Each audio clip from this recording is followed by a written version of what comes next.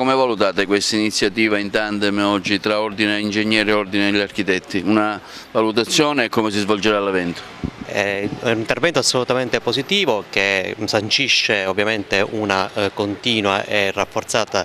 sinergia tra gli ordini professionali e che oggi si cimentano ad affrontare un tema particolarmente interessante e spigoloso, e cioè quello della responsabilità sia del direttore dei lavori che del collaudatore statico nelle opere. Oggi i temi giuridici collegati a queste responsabilità sono sempre più all'attenzione, diciamo, della cronaca. Le vicende dell'Aquila e di altre tragedie che conosciamo, ovviamente l'ultimo, quello di Rigopiano, stanno facendo emergere delle criticità molto serie in ordine a queste appunto responsabilità. Quindi ringraziamo ovviamente tutti gli intervenuti perché questo intervento, oltre a dare riscontro alla necessità di una continua formazione necessaria per essere iscritti nei rispettivi albi, dà anche la possibilità di un approfondimento serio, concreto e importantissimo a tutti noi professionisti. Una 2 giorni dedicata a importanti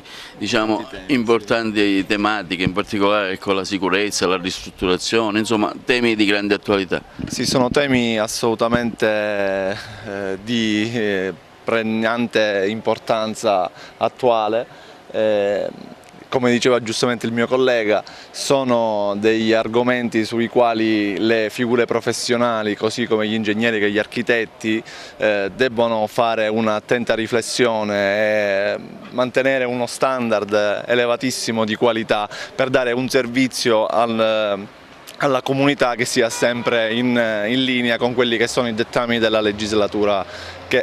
ormai anche spesso l'Europa ci impone. Anche l'Ordine degli Architetti presente a questo evento formativo, ne parliamo con Angela Giglia. Sì,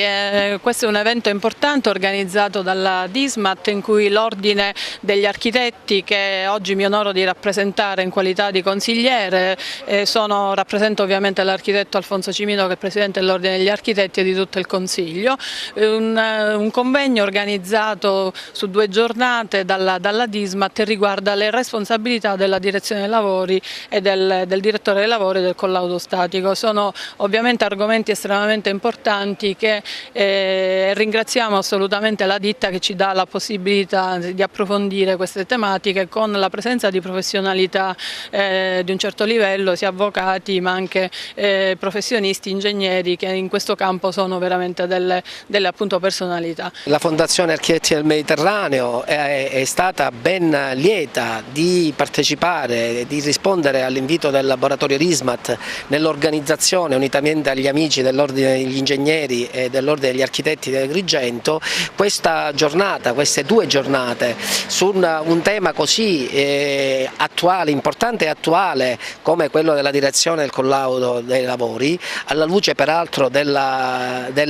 nuova norma entrata in vigore di recente, il decreto ministeriale 17 gennaio 2018, per cui la Fondazione è nata col principio e il ruolo di promuovere e favorire momenti di confronto culturale e di formazione professionale, è stata, come dicevo, ben disposta a partecipare nell'organizzazione di questa occasione di approfondimento culturale su un tema così importante, dicevo, e attuale come quello che si sta discutendo oggi e che sarà discusso nella giornata di domani e che chiama in causa specialisti del mondo lavorativo ma anche del mondo accademico e degli enti e delle amministrazioni, che ognuno per le proprie competenze approfondirà e metterà in risalto aspetti diversi della problematica che stiamo trattando.